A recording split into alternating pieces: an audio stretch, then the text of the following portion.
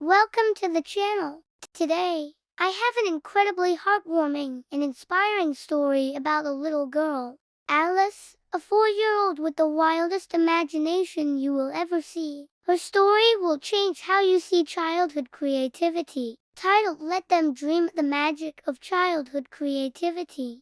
Don't shape their dreams. Let their dreams shape the world. Alice was a bright, curious 4-year-old girl who had recently moved from South to Delhi with her family. Her father, Daniel, had taken up a new job in the city, and her mother, Rebecca, was busy turning their new house into a cozy home. Living with them was Grandma Lisa, whose bedtime tales of wonderlands, superheroes, and magical adventures were the highlight of Alice's evenings. It was time for Alice to start school, and her parents, Daniel and Rebecca, were anxious about finding the right one. They set their sights on Maplewood International, a prestigious school that was notoriously difficult to get into. One evening, Daniel said, "Let's try anyway, who knows? Maybe Alice will charm them." A week later, they walked into the school's towering glass building. Alice's eyes grew wide at the sight of students laughing on the lawns,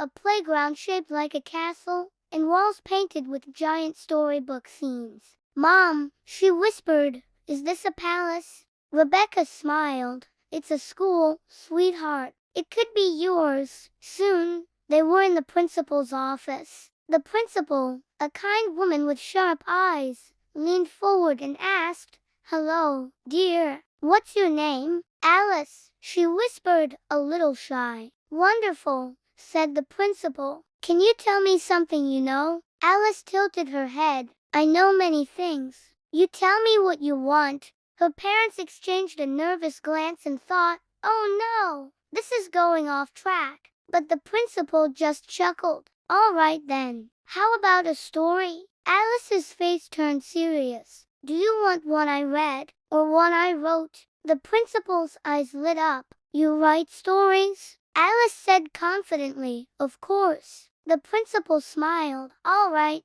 tell me one you wrote." Alice took a deep breath. One day, Alice in Wonderland was trapped in a maze with no way out. The principal nodded with interest. But then, Alice continued, "A sparkling Spider-Man swung in to help her. But the maze was too tricky, so he called Hulk."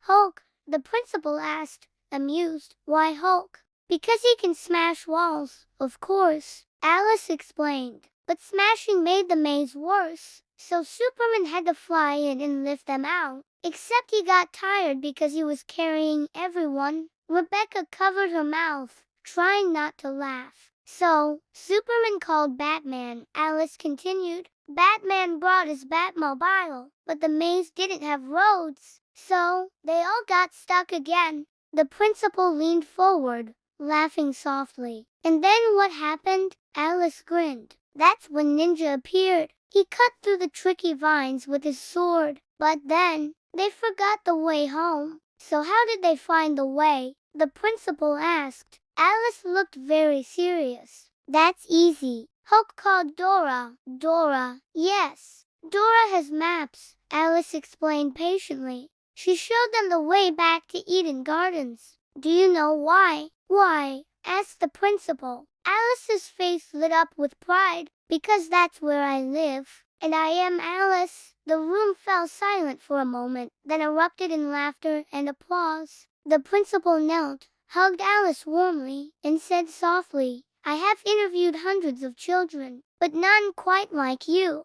A week later, Alice received her admission letter to Maplewood International. Tucked inside the envelope was a surprise gift, a Dora doll wrapped in shiny paper. Alice's story is a beautiful reminder that a child's imagination isn't just play. It's how they dream up the future. Every child's imagination is a window to the future.